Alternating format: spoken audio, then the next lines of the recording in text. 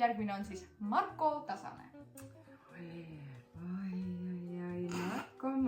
Marko. Noh, ta on põnev, aga ma paneksin võib-olla ta sinna ka raha eest ei tahaks temaga nagu eriti sattuda. Mida? Kas sa ei taha, et ta tantsiks sulle siis, kui meil kõige kurbemad momendid on? Mõtle, Marko teeb etenduse, sinu pisarad kaovad, tulevad hoopis mingid muud pisarad. No paneme siis ta võib olla, aga me paneme ta peale Inest. Mina paneksin...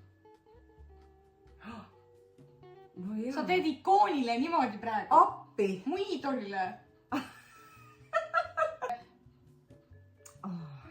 Läheksime siis ilmselgelt Saagiks. Jah, sest mees teab, mida ta räägib, mees ütleb, mida ta mõtleb ja ma ei imesta, kui sõpruse asemel tuleks meil siin paar kismat ja skandaali.